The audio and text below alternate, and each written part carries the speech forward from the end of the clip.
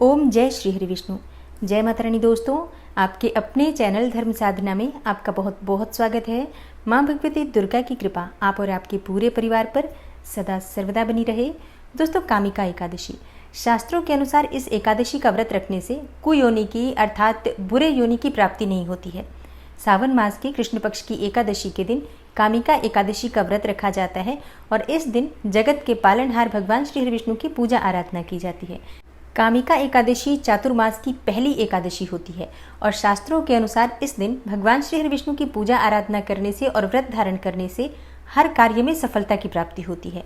विष्णु पुराण में वर्णित है कि इस एकादशी का व्रत जो भी भक्त धारण करते हैं उन्हें अकाल मृत्यु का भय नहीं रहता और समस्त प्रकार के पाप कर्म जो कि कायिक, वाचिक, मानसिक पाप कर्म होते हैं, चाहे इस जन्म के या फिर पूर्व जन्म के, सभी पाप कर्म समाप्त हो जाते हैं और मरने के बाद मोक्ष की प्राप्ति होती है, वैकुंठ लोक की प्राप्ति होती है, स्वर्ग की प्राप्ति होती है। तो शास्त्रों में कामिका एकादशी को अत्यंत श्रेष्ठ व्रत माना गया है। तो आज की वीडियो में मैं आपसे शेयर करने वाली हूँ सावन मास में आने वाली कृष्ण पक्ष की कामिका एकादशी व्रत के बारे में। कामिका एकादशी की तिथि कब प्रारंभ हो रही है, कब समाप्त हो रही है, जो भक्त एकादशी का व्रत धारण करते हैं उन्हें व्रत कब धारण करना है और पारण करने का यानी कि व्रत खोलने का शुभ मुहूर्त क्या है, कामिका एकादशी व्रत के नियम क्या होते हैं, पूजा विधि क्या होती है और इस व्रत का महत्व क्या होता है। तो कामिका एकादशी व्रत से संबंधित संपूर्ण जानकारी आपको आज की वीडियो में मैं शेयर करने वाली हूँ, इसलिए आज की वीडियो बहुत महत्वपूर्ण है, पूरा जरूर देखिए। अच्छी लगे वीडियो तो लाइक भी जरूर कीजिए, क्योंकि आपके लाइक्स, आपके कमेंट्स मेरे लिए बहुत महत्वपूर्ण होते हैं। यही एकमात्र जरिया है जिनसे मुझे पता चलता है कि आपको ये वीडियो अच्छी लगती हैं और आपके लिए ये वीडियो उपयोगी है। तो अगर वीडियो अच्छी लगती है तो लाइक तो ज़रूर ही किया करें। इसके साथ ही कमेंट बॉक्स में माता रानी के नाम का जयकारा भी ज़रूर लगाएं। इससे आपको सकारात्मक ऊर्जा की प्राप्ति होती है। और अगर आपका कोई भी सुझाव हो, कोई भी प्रश्न हो या कोई भी विशेष वीडियो देखना चाहते हैं तो इसके लिए भी कमेंट बॉक्स में ज़रूर लिखें। और चैनल पर पहली बार आए हैं, अगर अभी तक आपने चैनल को सब्सक्राइब नहीं किया है तो आज की वीडियो अगर आपको अच्छी लगे तो चैनल को सब्सक्राइब करके बेल आइकन को ज़रूर प्रेस कर लीजिए। इससे ये होगा कि इस चैनल पर जो भी नई वीडियो अपलोड होंगी उनकी नोटिफिकेशन आपको सही समय पर प्राप्त होगी। दोस्तों, अगर आप कामिका एकादशी का व्रत धारण करना चाहते हैं तो व्रत के नियम दशमी तिथि से प्रारंभ हो जाते हैं। दशमी तिथि के दिन शुद्ध और सात्विक भोजन लेना चाहिए, ब्रह्मचर्य का पालन करना चाहिए और भूमि पर शयन करना चाहिए। एकादशी के दिन सुबह जल्दी उठ जाइए, स्नान इत्यादि करके भगवान सूर्यदेव को जल अर्पित करने के बाद अपने घर में भगवान श्री हरि विष्णु की विधि विधान से पूजा कीजिए। अपने हाथ में जल और पुष्प लेकर एकादशी व्रत का संकल्प ले लीजिए कि आज आप एकादशी का व्रत धारण कर रहे हैं। भगवान श्री हरि विष्णु की प्रसन्नता के लिए, उनकी कृपा की प्राप्ति के लिए मैं एकादशी का व्रत धारण कर रहा हूँ या धारण कर रही हूँ। इस प्रकार से व्रत का संकल्प लेने के बाद भगवान श्री हरि विष्णु की विधि विधान से पूजा कीजिए। कामिका एकादशी के दिन भगवान श्री हरि विष्णु का अभिषेक पंचामृत से करना चाहिए और इसके बाद शुद्ध जल से अभिषेक करके पीले वस्त्र उन्हें अर्पित करें, पीले पुष्प उन्हें अर्पित करें, पीले फलों का भोग अर्पित करें और भगवान श्री हरि विष्णु को पंचामृत का भोग लगा दीजिए। इसके साथ ही आप चाहें तो दूध से बनी हुई मिठाइयों का भी भोग लगा सकते हैं।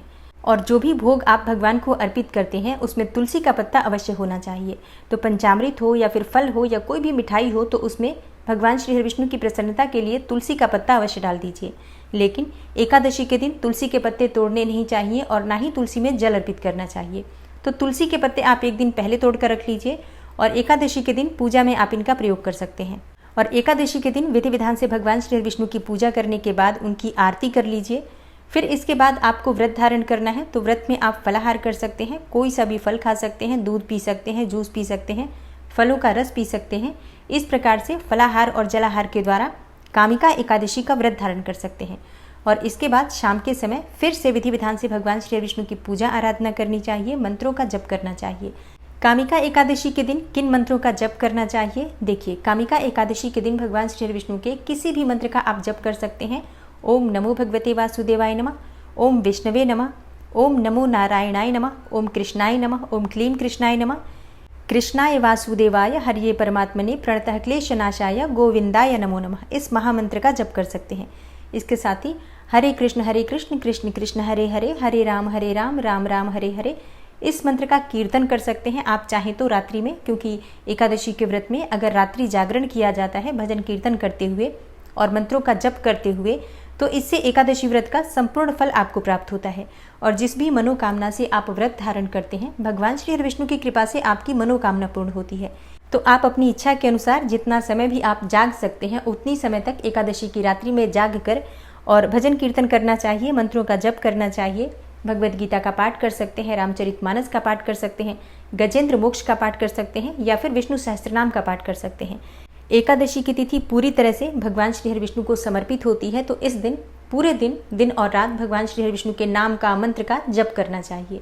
तो यथाशक्ति यथासंभव भगवान श्री हरि विष्णु के नाम का मंत्र का स्मरण करते हुए एकादशी का दिन और रात्रि व्यतीत करना चाहिए और अगले दिन ब्रह्म मुहूर्त में उठकर स्नान करके भगवान श्री हरि विष्णु की पूजा करके सूर्यदेव को जल अर्पित करने के बाद शुद्ध और सात्विक भोजन बनाकर और भगवान को भोग अर्पित कीजिए। ब्राह्मण को घर बुलाकर भोजन करा सकते हैं आप, और इसके बाद स्वयं भी आप शुभ मुहूर्त में अपना व्रत खोल सकते हैं, व्रत का पारण कर सकते हैं।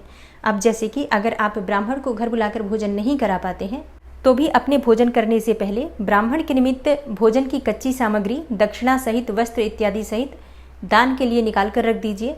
उसके बाद आप चाहें तो अपना व्रत खोल सकते हैं। दान की सामग्री आप चाहें तो बाद में भी भिजवा सकते हैं या फिर अपना व्रत खोलने से पहले भी भिजवा सकते हैं। तो कामिका एकादशी का व्रत अगर आप धारण करते हैं तो दशमी से द्वादशी तक के ये नियम होते हैं जिनका पालन आपको जरूर करना चाहिए। सावन मास की एकादशी यानी कि कामिका एकादशी का व्रत कब है? देखिए 12 जुलाई को तिथि प्रारंभ हो जाएगी शाम को 5:59 पर और समाप्त होगी 13 जुलाई को शाम 6:24 पर। तो कामिका एकादशी का व्रत हमें कब धारण करना है? देखिए एकादशी का व्रत धारण किया जाता है सूर्योदय कालीन तिथि में, मतलब एकादशी की तिथि जब सूर्योदय काल में व्याप्त होती है उसी दिन एकादशी का व्रत रखा जाता है। तो सूर्योदय कालीन तिथि के अनुसार 13 जुलाई 2023 गुरुवार के दिन कामिका एकादशी का व्रत रखा जाएगा। और बात करें पारण के शुभ मुहूर्त के बारे में तो देखिए द्वादशी तिथि में एकादशी व्रत का पारण किया जाता है और द्वादशी तिथि प्रारंभ हो जाएगी 13 जुलाई को शाम 6:24 पर और द्वादशी तिथि समाप्त हो रही है 14 जुलाई को शाम 7:17 पर। तो एकादशी व्रत का पारण 14 जुलाई 2023 शुक्रवार के दिन किया जाएगा और इस दिन सूर्योदय काल का समय रहेगा सुबह 5:53 पर।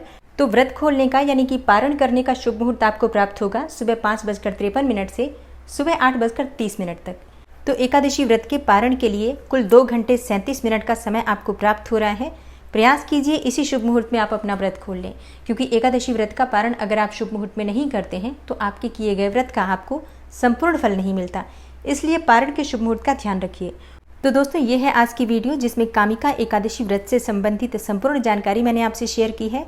और हाँ, उम्मीद करती हूँ इस महीने में श्रावण मास में आने वाली श्रावण मास की कथाएं और शिव महापुराण की कथाएं आप ज़रूर सुन रहे होंगे जो हमारे चैनल पर प्रतिदिन सुबह अपलोड होती हैं।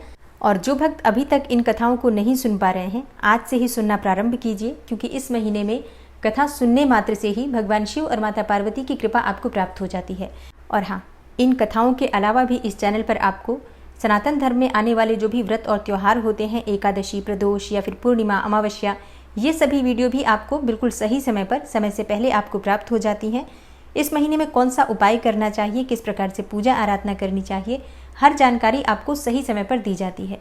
तो चैनल से जुड़े रहने का पूरा प्रयास कीजिए। मिलती हूँ मैं आपसे अगली वीडियो में, तब तक के लिए नमस्कार।